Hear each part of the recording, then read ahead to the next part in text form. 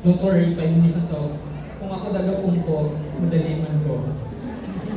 Anyway, ang star of the night is kayo yun. Yung parents and kayo bilang mga junior high completers. At that age, parang fourth year high school graduation kami para sa ako at that time.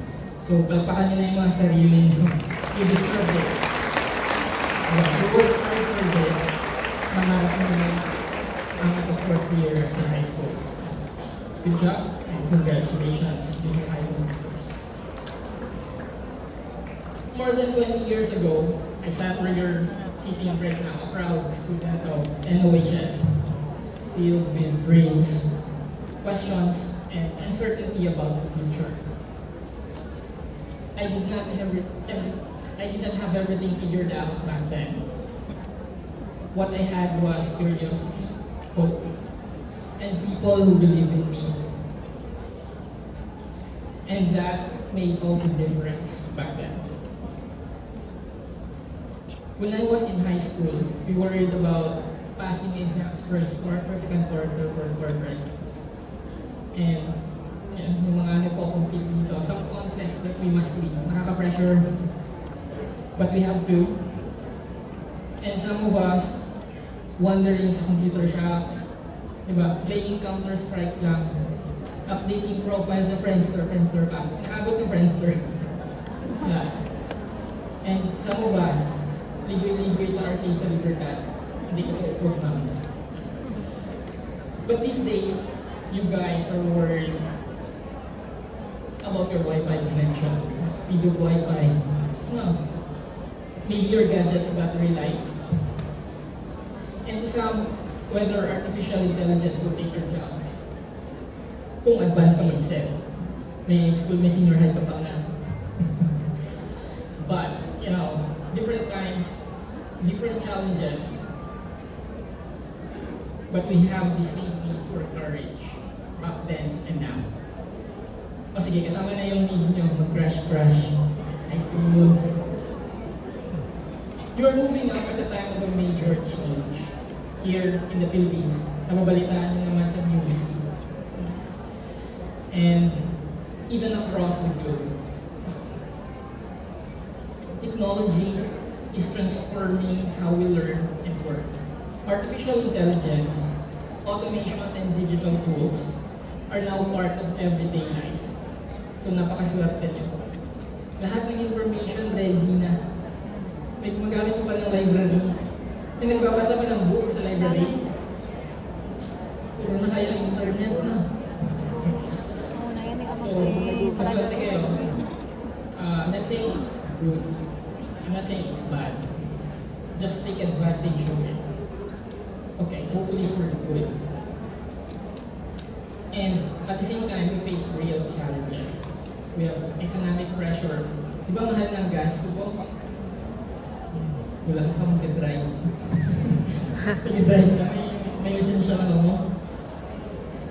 And then we have climate issues. Di ba? Grabe na akong bagyo and baha recently, if you know this. And then we have this global security and uncertainty sa Middle East right now. So, why am I saying this? Some of you may say this is a difficult time to grow up. I believe this is also a powerful time to begin. Because change does not only bring challenges, it creates opportunities for those who are willing to learn, to adapt, and lead. Di ba, for sure, na-experience niyo yung pandemic. Marami nagsara na negosyo. But then, marami din nagbukas na negosyo. Marami nawala ng trabaho. Then, marami din nagkaroon ng remote work. So, I'd say focus on resiliency. Marami pang darating in the future. I don't know anything about that. What I can tell you is, pag dumating yun, alam ko kaya nyo to be resilient, bumangon kahit ilang beses na dapat, di ba? Because you're graduates of NOHS. So be proud of that uniform. After graduating from the school, I pursued engineering, passed electronics exam, and today I work as a software engineer in Accenture. From Cebu, I work and collaborate with teams across different countries, leading multiple app operations. We focus on automation and propose and design AI-enabled solutions. Pwede ko na sabihin, malayo-layo na rin narating ko. From the time I was in that chair like you, pero marami pa rin ako kailangang gawin at patanayin sa sarili ko. Malayo na, pero malayo pa din. My journey was not perfect nor easy. I failed many times. I doubted myself. I took some hits, took paths that would not always go as planned.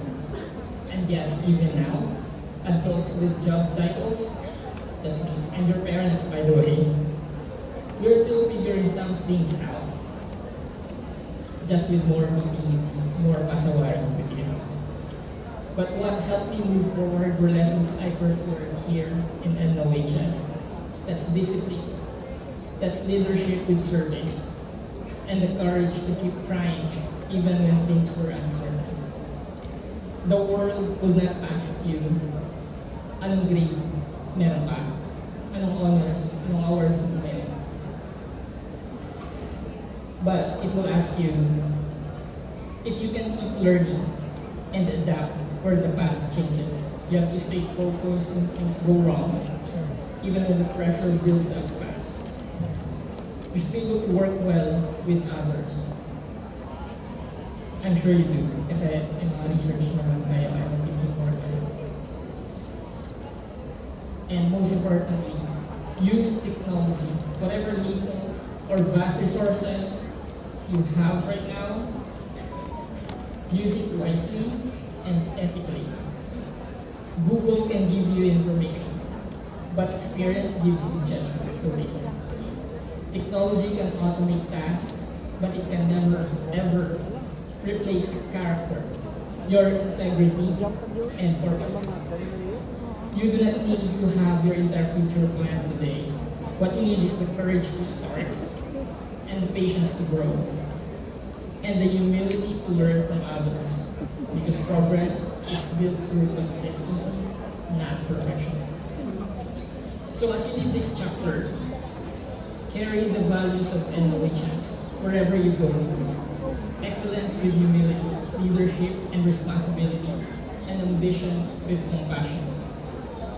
Completers of junior high, the future is waiting for you.